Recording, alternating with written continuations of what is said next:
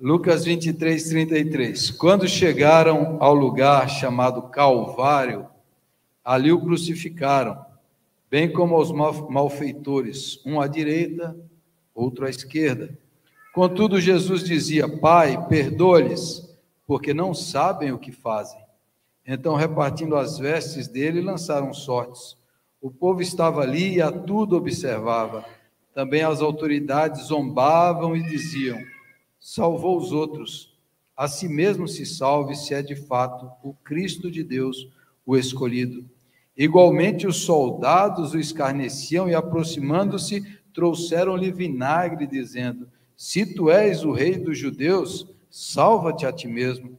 Também sobre ele estava esta epígrafe, em letras gregas, romanas e hebraicas: este é o rei dos judeus. Amém. Senhor, aplica esta palavra em nossos corações, ajuda-nos a estarmos receptivos, atentos, abertos e concentrados. E ajuda-me, ó Deus, na proclamação dessa palavra, com a unção do Teu Espírito Santo, em nome de Jesus. Amém e amém. Talvez você já tenha ouvido essa pergunta, ou você talvez já tenha se perguntado, por que a terra que Jesus viveu, aquele lugar lá que é chamado de Terra Santa, tem tanta guerra, tanta confusão, tanto conflito, tanto ódio? Se era para ser a Terra Santa, por que tem tudo isso lá? Essa semana que passou, nós vimos e assistimos e ouvimos relatos, histórias terríveis, atrocidades da guerra entre Israel e a Palestina. Se você quiser entender mais o aspecto bíblico, histórico e profético, ouça o estudo que eu fiz na quarta-feira, se você não ouviu, e hoje eu não vou falar especificamente sobre isso. Mas a questão é, se um lugar que tem tanta fé, tanta religião, aquele lugar ali que é o centro das três grandes religiões monoteístas do mundo, o povo não se entende, o que está de errado? O que isso tem a ver com a gente? E aí é o problema, talvez ali tenha muita religião, e pouco, muito pouco do Senhor Jesus Cristo.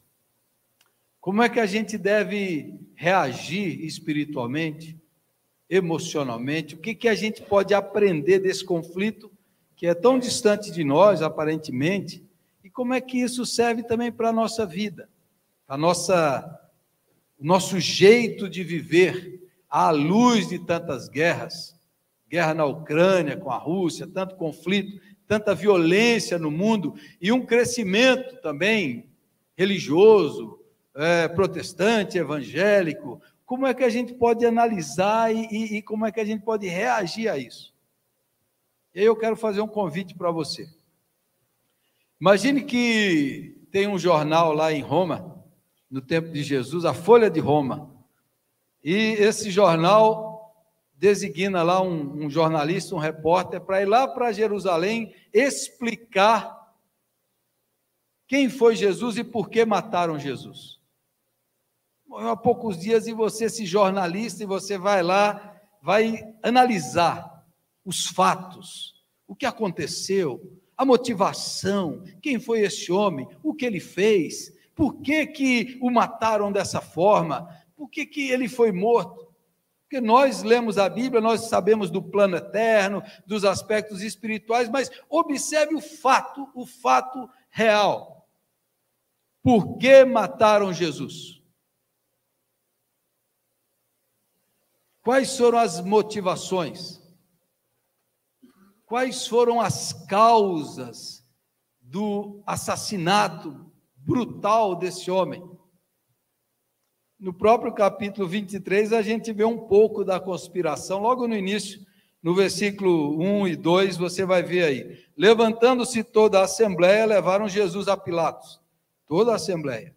E ali passaram a acusá-lo, dizendo: encontramos este homem pervertendo a nossa nação. Acusação sobre Jesus. Ele está pervertendo a nossa nação, nação de Israel. vedando pagar tributo a César e afirmando ser Cristo, ser ele o Cristo Rei.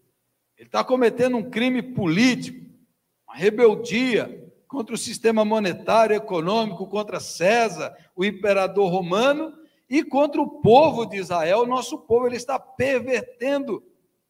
E daí o Pilatos, e depois manda para Herodes, e depois Herodes manda para o Pilatos, vai analisar, e o Pilatos não vê mal nenhum em Jesus, e o Herodes também, ele gosta de Jesus, depois despreza Jesus, zomba de Jesus, manda chicotear Jesus. Diante de tudo isso, aí lá em Mateus, diz que eles entregaram Jesus por inveja. Por que o Sinédrio, por que a Assembleia, por que o povo? Diz aqui o texto, você sabe da história, que Pilatos precisava soltar um prisioneiro, por ser Páscoa, era o costume, e ele pergunta para o povo, está aqui Barrabás, que ironicamente Barrabás quer dizer filho do pai, está aqui Barrabás, criminoso, assassino, revoltoso, e está aqui esse Jesus, quem vocês querem que eu solte? Barrabás. E esse daqui? Crucifica. Que mal ele fez? Pergunta Pilatos. Que mal ele fez? Nenhum mal ele fez. Porque eles matam Jesus. O Sinédrio, o governo religioso de Israel, 70 anciãos, mais os sacerdotes, o sumo sacerdote faz parte do Sinédrio, ligado ao poder político de Roma, eles querem matar Jesus. Que mal Jesus fez? Vamos dizer, porque ele queria perverter a nação. Porque eles cultivavam uma expectativa que o Messias, o Cristo, viria para libertar Israel do domínio de Roma. Eles esperavam que Jesus fosse esse Messias, guerreiro, bélico, vingador e vingativo. Ele virá e vai acabar com a opressão romana, vai acabar com esses autoritarismos, esse roubo, essa extorsão, essa opressão. Ele vai colocar Israel acima, ele vai reinar e vai pôr todos os seus inimigos debaixo dos seus pés, e eles sonham com isso. Esse Messias guerreiro, esse Messias vingativo, para acabar com aqueles séculos de opressão, e eles esperam isso, e de repente, vem esse homem que não reage, que não insulta, e mais do que isso, ele ama pessoas que não podem ser amadas pelos judeus, ele acolhe e inclui pessoas que não podem ser acolhidas nem incluídas. Ele perdoa publicanos, ele acolhe pecadores, meretrizes, ele gera perdão, ele come com eles, ele se aproxima com eles, pessoas que devem ser odiadas, banidas, proscritas e excluídas. E Jesus acolhe essas pessoas. Dentro da visão religiosa, essas pessoas estão fora, essas pessoas não merecem. Elas não podem ser incluídas. E dentro da visão religiosa deles, o Senhor, o Messias, viria para elevá-los a essa categoria de agora sim somos nós que mandamos, que governamos no mundo, e agora todos vão nos submeter. E aí Jesus chega e não faz nada disso. Jesus não é aquilo que eles esperavam. Expectativas frustradas, expectativas falsas, esperanças desfeitas. Do mesmo jeito que o fanático adora, ele odeia. Do mesmo jeito que ele eleva, ele abate. Do mesmo jeito que a multidão clamava, bendito que vem em nome do Senhor, a multidão agora grita, crucifica-o, crucifica-o. Jesus não atende às expectativas daquele povo. O filósofo Blaise Pascal, cristão, ele diz assim: Deus criou o ser humano à sua imagem e semelhança. E o ser humano, em revolta, criou um Deus à sua imagem e semelhança. A maioria das religiões, eu diria todas elas, inclusive o cristianismo, que nós fazemos parte, cria um Deus à nossa imagem e semelhança. Porque nesse caldo de guerra do Oriente Médio, o cristianismo já colocou e já matou muita gente lá também. Em nome de Cristo. Em nome de Cristo. Quando o Bin Laden derrubou as Torres Gêmeas, no manifesto que ele mandou, uma das coisas que ele dizia, isso aí é vingança, pelo que os cristãos fizeram nas cruzadas. 1000 anos depois, o Bin Laden ainda estava se vingando. Pelos que os cristãos, em nome da cruz, fizeram com muçulmanos lá na Terra Santa. Então, nesse caldo, nesse caldeirão aí, historicamente falando, os cristãos também já participaram. Não só antes dos protestantes, não só os católicos, mas depois os protestantes também já mataram. Mataram católicos, mataram anabatistas, protestantes também foram mortos, muitas guerras religiosas. Mas o que esses religiosos estão defendendo? O seu poder, o seu status, o seu dinheiro, a sua posição.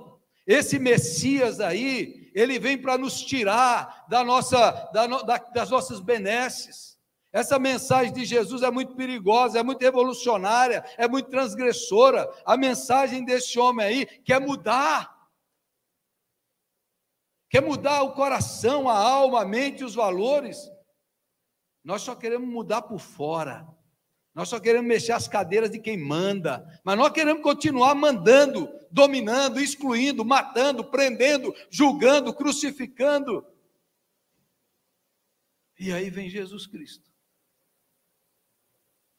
E aí lá em João 1,12 diz que ele veio para o que eram os seus, mas os seus não o receberam. Porque esse Messias é muito amoroso. É muito gracioso, esse Messias é muito bom. A gente quer um guerreiro que mata e bebe o sangue dos romanos. É isso que a gente quer. A gente quer vingança. A gente quer. É isso. Agora esse Jesus aí é bom demais. Isso aí não serve, não mata ninguém. Não degola ninguém. Não arranca a cabeça de ninguém. Dostoiévski, escritor russo, escreveu um dos livros dele famosos, e lá ele tem a história do grande inquisidor. O grande inquisidor, no meio da Inquisição, a história lá no meio da Inquisição, o pessoal está julgando, está matando, está prendendo, em nome de Cristo. Aí chega Jesus, pregando, anunciando o reino, perdão, misericórdia, graça, chega Jesus. Aí o bispo lá chama Jesus numa salinha e fala, chama Jesus numa salinha e dá, Jesus, pode parar com esse negócio, cara. Não vem mexer nos nossos negócios aqui, não. O negócio está dando certo sem você aqui. Volta, ninguém quer você aqui, não. Nós estamos faturando bem, estamos ganhando bem, nós temos poder, nós temos status, nós temos país, nós temos gente para nos servir, nós temos empregado, nós temos negócio aqui. Você vem com essa história aí de perdão, de amor, de graça. Isso não funciona. A gente põe medo no povo e o povo serve por medo. Dostoiévski. O que tem de mais? Muita religião, muito status, muito poder, muita grana, muito dinheiro, muito ego, muito orgulho, muita presunção, muita soberba, muito ressentimento, muito ódio, muita vingança. Agora, na cruz do Calvário, na primeira palavra da cruz, Jesus diz como é que a gente tem que viver, porque na hora de morrer, Jesus nos ensina a viver, porque na hora de morrer, Jesus nos ensina como é que os cristãos devem se portar no meio dessa guerra religiosa, no meio de tudo isso, como é que os cristãos devem se portar, e é isso que Israel não entendeu. Deus escolheu Israel para servir de luz, de ser servo das nações, de mostrar para as nações, olha, quem anda com Deus é assim, é ético, é honesto, é bondoso, é generoso, é gracioso. E Israel não quis isso, não entendeu a eleição divina. Deixa eu usar uma ilustração minha aqui. Há pouco tempo eu fiz uma reunião com as mulheres aqui da igreja para organizar o ministério feminino da igreja. tipo a SAF, a Sociedade das Mulheres, das Senhoras. Nós fizemos uma reunião. E eu falei assim, se eu chamar todas as mulheres, não vai dar certo, vai vir muita mulher, vai ter muita... Como é que eu faço? O que eu faço? Eu falei assim, eu vou escolher as mulheres que são esposas dos oficiais, que eles já estão envolvidos mesmo, se não está agora, ele vai estar, porque a mulher vai estar envolvida, ele vai ter que se envolver. Então, eu chamei as mulheres dos presbíteros e dos diáconos.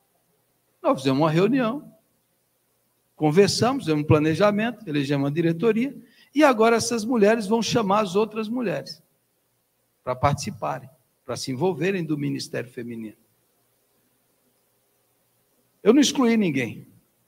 A ideia é que quando as mulheres venham, já esteja tudo pronto, já esteja tudo já planejado, organizado, o que vai acontecer, os alvos, os ministérios. A ideia, eu escolhi essas para dar para elas trabalho e responsabilidade, uma missão. Quando Deus escolheu Israel, Deus deu para eles uma responsabilidade, uma missão.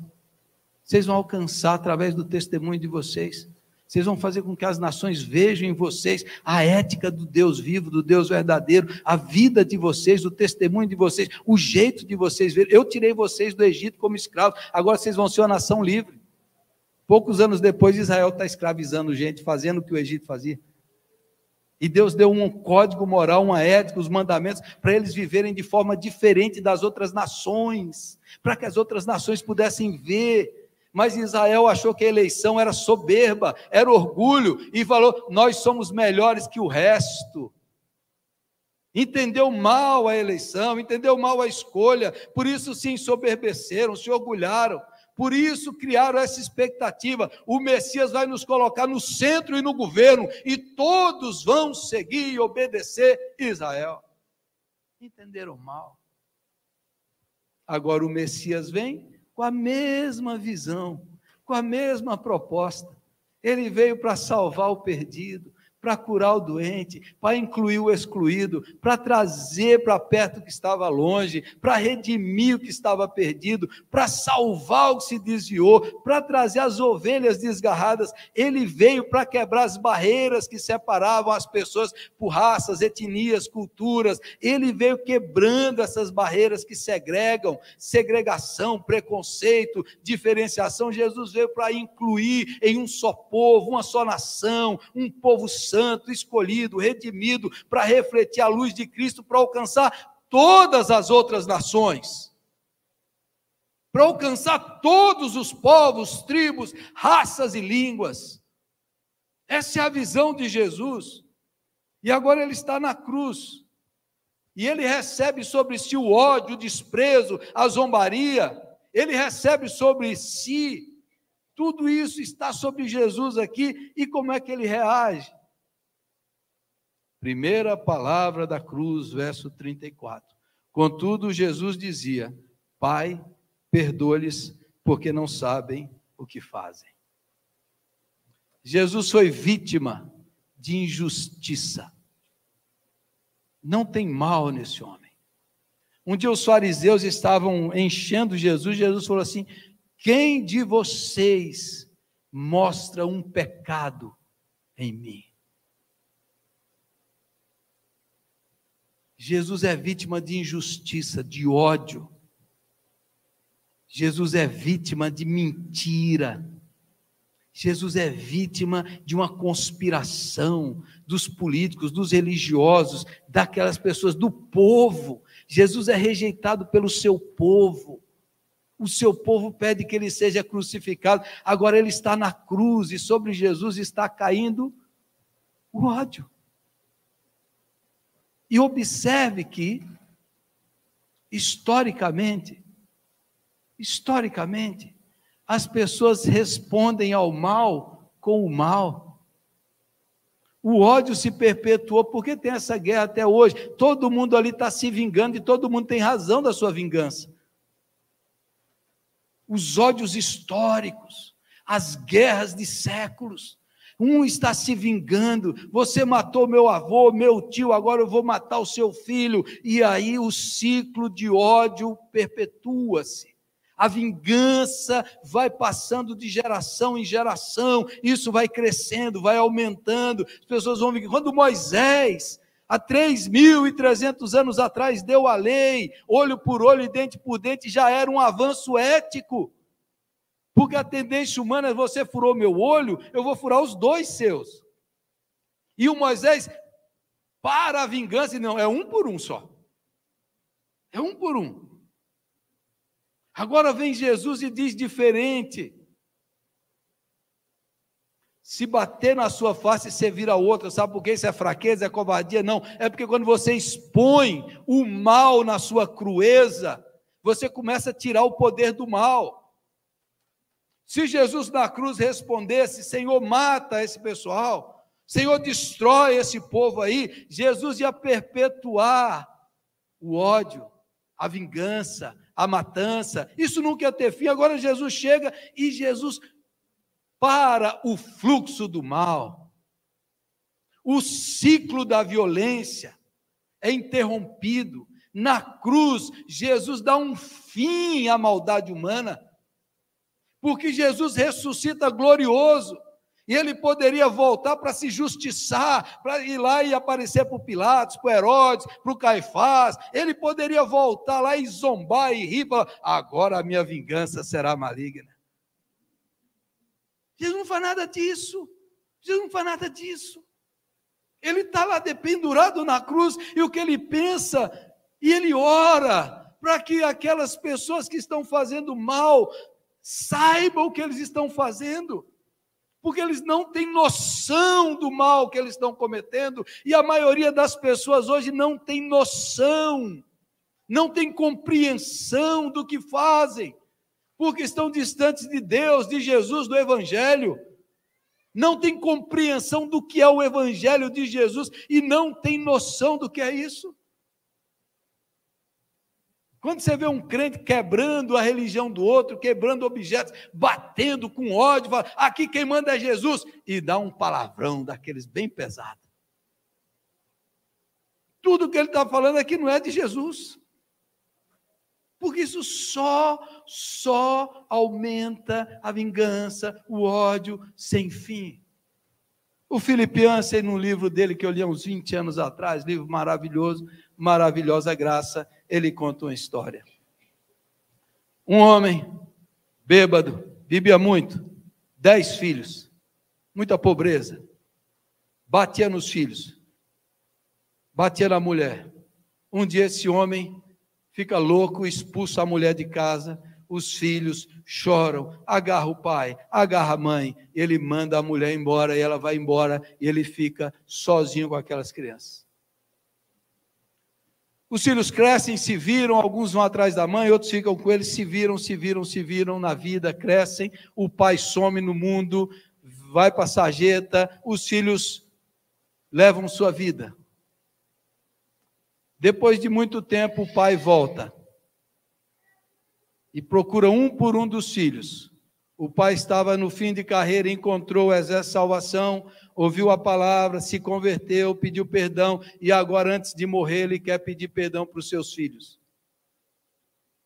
Todos os filhos, de um jeito ou de outro, o acolhem e perdoam, mas tem uma filha, que o Philip Yancey diz que o nome dela é Daisy. Essa filha não perdoa. E ela diz: eu não quero vê-lo nunca mais. Nunca mais eu quero ver o meu pai. Ela mora a 8 casas dele, mas ela não o vê. Ela não o vê. Ele morre sem receber o perdão dessa filha.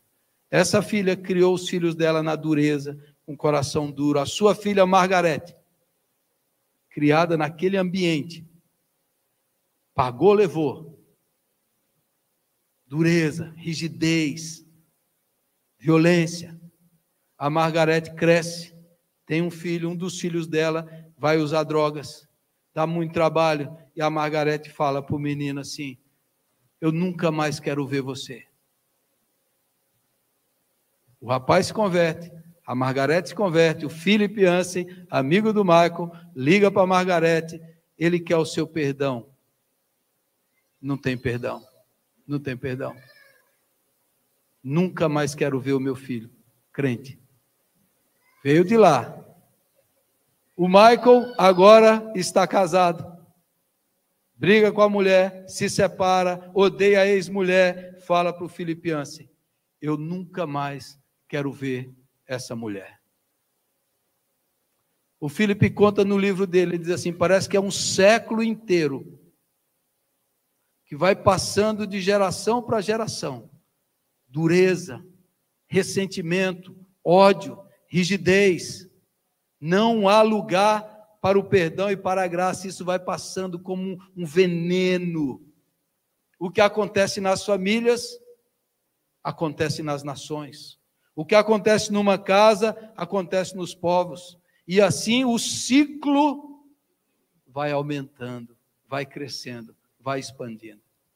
Jesus chega aqui na cruz do Calvário e diz: esse ciclo tem fim. Vocês não têm poder de me fazer odiar vocês. Vocês não têm poder de me fazer vingar, porque eu busco o perdão e a reconciliação. O Deus revelado em Jesus é assim. Agora presta atenção. Por que tanta gente mata em nome de Deus? Porque criaram um Deus mau. Porque criaram um Deus assassino, porque criaram um Deus vingativo. Aí você fala: mas na Bíblia, no Antigo Testamento, o Antigo Testamento é sombra, irmão. Quem revela Jesus, quem revela Deus, é Jesus. Deus é conforme Jesus. Deus é igual a Jesus. O Deus revelado em Jesus, ele não mata, ele morre. O Deus revelado em Jesus, ele dá a sua vida em favor dos seus inimigos. O Deus revelado em Jesus abre mão, se entrega, recebe o dano, absorve o mal, mas ele não responde com o mal, porque se você responder com o mal já venceu. Se você odiar, o príncipe do mal, do ódio, já venceu no seu coração, você está odiando. Como é que deve ser a visão dos cristãos? Assim: perdoa, Senhor, perdoa. Pastor, perdoa. O cristão ele já tem que acordar perdoando ele mesmo por acordar atrasado. Perdoa você mesmo, você não conseguiu orar o tempo, já está perdoado, Perdoa o mundo, perdoa o ódio do mundo, perdoa.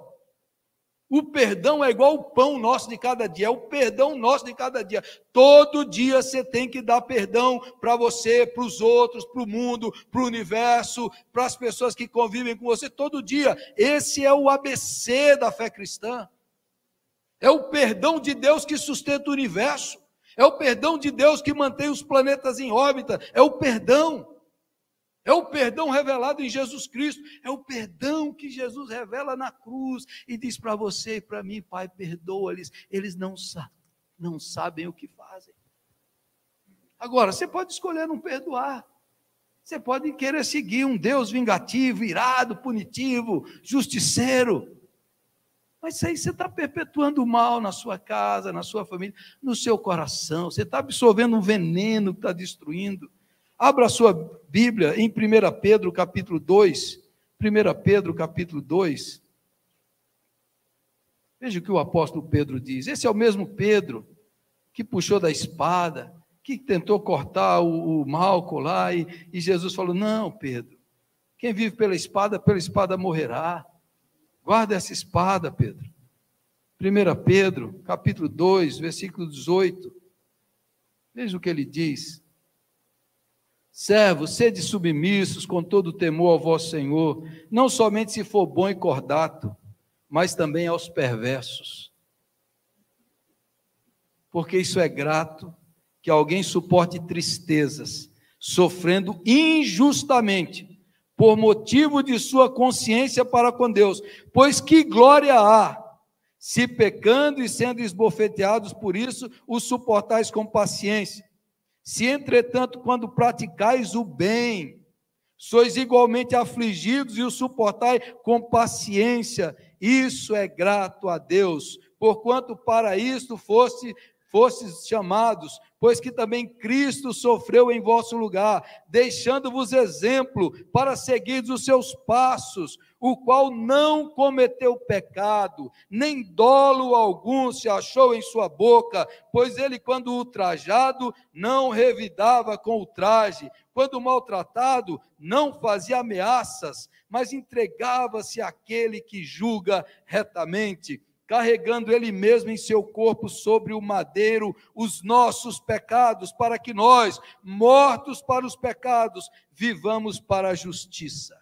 Por suas chagas fostes sarados, porque estáveis desgarrados como ovelhas, agora, porém, vos convertestes ao pastor e bispo da vossa alma.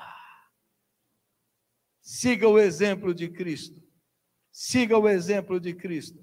Se você foi perseguido e está sofrendo injustamente, siga o exemplo de Cristo. Aí está a sua glória, aí está a glória de Cristo, aí está a glória de Cristo na cruz. Toda a maldade desse mundo, irmãos, toda a impiedade, toda a mentira, nada disso contaminou o coração de Jesus. Vocês podem quebrar o meu corpo, podem derramar o meu sangue, mas vocês não podem mudar o meu coração, o meu amor e o meu perdão, disse o Senhor Jesus. Como é que a gente deve reagir a tudo isso, irmãos? Amando mais, perdoando mais, agradecendo mais, celebrando mais a graça de Deus, manifestando a bondade de Jesus. Como é que a gente deve reagir a tudo isso? Se apropriando dessa misericórdia e dessa graça. Como é que a gente vence o mal no mundo? Vencendo o mal dentro do seu coração. A Cláudia às vezes costuma dizer assim, e já faz tempo que a gente brinca por causa disso. Eu odeio essa coisa. Eu falo, não, odeio não. Aqui nessa casa não odeia nada, nem barata. Aqui a gente ama até barata. Não, eu odeio esse negócio. Não, tira essa palavra. A gente não odeia nada aqui. Nada. Essa palavra é muito forte. Tira essa palavra da sua boca. Tira essa palavra do seu vocabulário. Não odeia nada. Quem patrocina o ódio é Satanás. Quem patrocina a vingança é o diabo. É a nossa natureza caída que gosta de vingança, que fica chafurdando nisso. Nosso Deus é o Deus que ama o perdão e a reconciliação. Hoje eu lembrei, uns 15 anos atrás eu ouvi um homem chamado Miguel Zuger. Miguel Zuger era um terrorista islâmico, ele é lá do Paraná, e Miguel Zuger se converteu a Cristo, e ele voltou para a faixa de Gaza. Eu procurei saber onde ele está hoje, não sei se ele estiver vivo, que Deus o guarde. Ele falou, ele chegou lá, diante da turma com quem ele trabalhava e fazia terrorismo, ele se converteu a Cristo, e o pessoal chegou para ele assim, e batia na cara dele, e prendeu ele num saco, e botou um monte de aranha dentro do saco, e bicho, para ele renunciar a Cristo, e para ele reagir com ódio, e ele falou, vocês podem me matar, mas eu não vou odiar vocês, eu vim dizer para você, Jesus ama você, e Jesus é a solução para a sua vida, Jesus é a solução, Jesus é a solução para o coração. Agora, você precisa crer em Jesus e crer em tudo, no pacote inteiro. Se você olhar para isso aqui e falar, isso é poesia, pastor. Isso aqui não se aplica para as nações, para os países, isso aqui não serve. Você vai continuar chafurdando na briga, na vingança, no ressentimento, isso vai crescendo dentro de você. Mas quando você crê nisso aqui é um modelo de vida. É um modelo para você começar o dia e terminar. Eu não vou guardar ressentimento, eu não vou ficar com mágoa, eu não vou ficar com ódio, eu vou perdoar e vou entregar aquele que julga. É o que Pedro fala assim, não, fizeram mal para mim, eu tenho... Não, Deus é que julga, porque a ira do homem não produz a justiça de Deus. Eu falei aqui do lugar especial dos filhos de Israel, da promessa de Deus, filhos de Abraão, e creio que ainda vai ter uma grande conversão em massas de judeus. Mas a política desse Israel aí, o Hamas é terrível, mas a política desse Israel não é brincadeira. Já faz tempo que Israel assim matou um nosso, a gente mata 10 de vocês. Não é brincadeira. Assista um filme do Spielberg, chamado Munique, que fala lá do atentado nas Olimpíadas de 72, e como o Mossad e os agentes de Israel foram atrás de um por um e matou, e como termina o filme. Termina o filme todos os agentes tristes, porque eles praticaram a vingança, e a vingança não trouxe a paz que eles pensaram que ia ter. É um filme angustiante, porque aqueles que perpetraram a vingança também foram contaminados pelo mal e pela maldade, e o filme termina extremamente triste. É um filme para chorar, porque a ira do homem não produz a justiça de Deus. Não produz. Eu quero terminar lendo com você Romanos capítulo 8. Abra lá sua Bíblia em Romanos capítulo 8.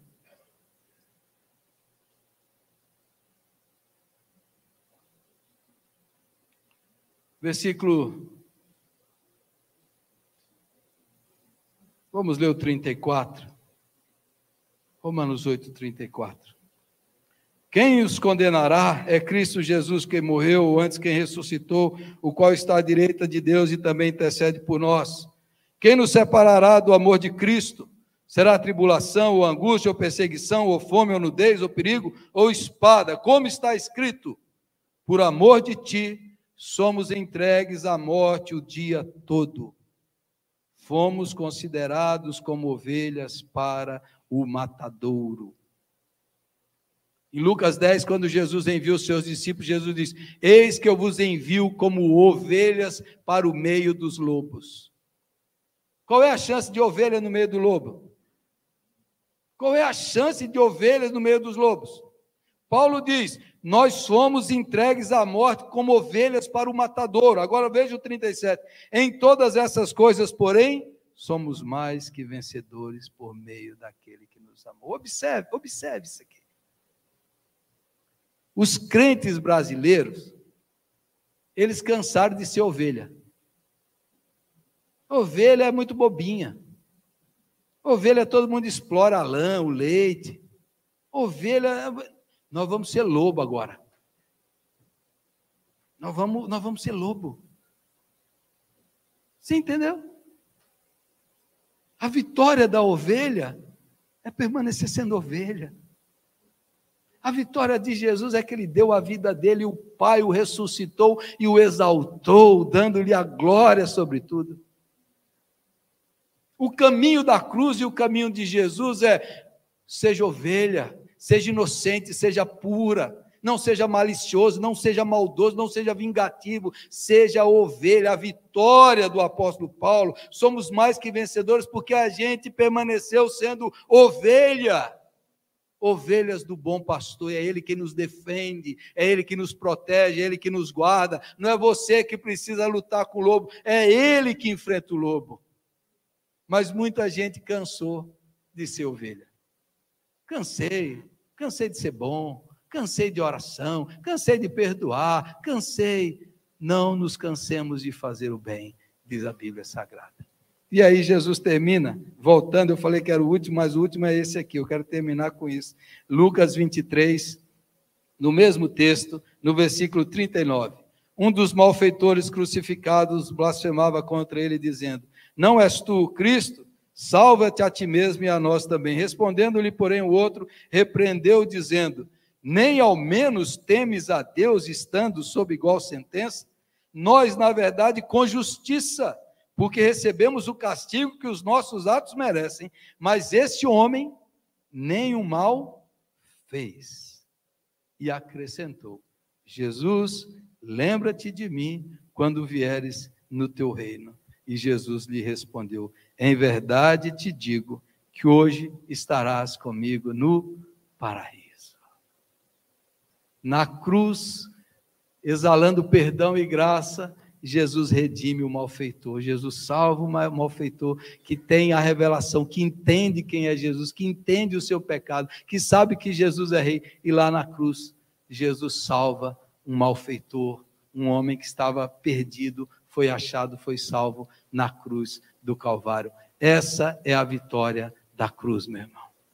A vitória da cruz não é matar os ímpios, é que os ímpios se convertam a Jesus Cristo, é fazer que o inimigo se torne amigo. A vitória da cruz é quando o árabe e o judeu darem as mãos e celebrarem o Cordeiro de Deus que tira o pecado do mundo. É quando a gente crê num Deus que é bom, que é gracioso e que faz que os seus discípulos também sejam bondosos.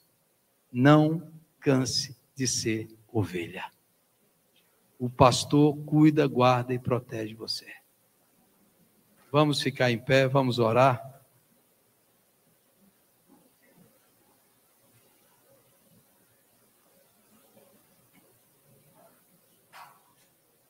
Feche os seus olhos. Discípulo de Jesus não mata, ele morre.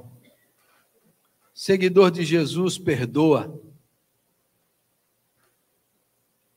oferece graça, inclui os excluídos. Os discípulos de Jesus são ovelhas, não são lobos, não são violentos, não são vingativos, não são odiosos. A vitória que vence o mal é a bondade no nosso coração. Feche os seus olhos e reflita. Tem ressentimento na sua alma? Você guarda mágoas no seu coração? Isso é um veneno que vai crescendo. Você odeia alguém? Jesus olha para você e diz: Pai, perdoa. Perdoa, Senhor. Se aproprie do perdão de Jesus para você, para a sua vida. Fomos nós que matamos Jesus por nossos pecados. E agora Jesus te convida a viver e seguir os passos dele. Ore.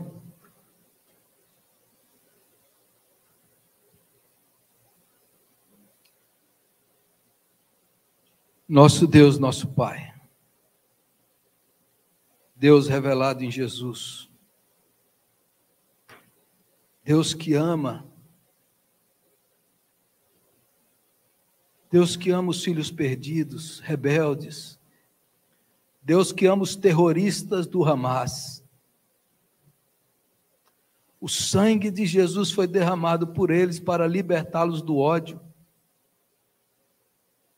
Deus que ama os filhos de Abraão. Deus que ama os sionistas. Deus que ama esse mundo mal. Porque Deus amou o mundo de tal maneira que deu seu Filho. Deus que não se cansa de amar. Deus que diz que a última palavra da história não é do mal, não é do ódio. A última palavra quem dá é Jesus, e a última palavra é de perdão. Jesus que enfrentou o ódio, a injustiça, a mentira, a calúnia, a rejeição. Jesus que passou por tudo isso, mas o coração dele não foi contaminado. Aleluia. Aleluia, Senhor. Porque o Senhor diz para nós nessa noite, para a gente continuar crendo no amor, na graça, que é o maior poder do universo. Que esse é o poder invencível, indestrutível, que ninguém mata o amor, ele ressuscita em poder e glória. Ele voltará. Ele voltará. Senhor, nos ajude a quebrar a dureza do coração. A maldade, o veneno dessa era, não entre nos pulmões da nossa alma. Ajuda-nos a pôr para fora isso na Tua presença e nos apropriar da graça do amado de Deus, daquele que derrubou o muro que separava, o muro da inimizade, aquele que derrubou tudo e se levou no seu corpo o mal, a violência, os pecados. Ele que recebeu o ódio do mundo estava sobre ele, e por suas feridas nós somos curados. Fomos curados para amar, para perdoar, para abençoar. Fomos curados para refletir a Tua presença nesse mundo, Jesus. Nos ajude. Nos ajude a crermos de fato e de verdade que a solução para esse mundo não é guerra, não é violência, a solução para esse mundo é Jesus Cristo, transformando e redimindo corações, perdoando pessoas, reconciliando nações. Isso é o que Jesus veio fazer. Começa aqui dentro de casa, Senhor. Começa no lar, começa na infância, começa na conjugalidade, começa nas relações familiares. Que haja amor, que haja perdão, que haja graça, que haja misericórdia, que haja, Senhor, a graça que flui do trono de Deus e cura e perdoa malfeitores, ladrões e dá uma nova história, um novo tempo. Faz isso, Senhor, nessa noite aqui. Que ao sairmos daqui, saímos com o coração aberto para abraçar, para promover reconciliações e promover a paz entre pessoas e entre nações. Em nome de Jesus, eu oro por isso e eu creio nessa verdade. Amém e amém.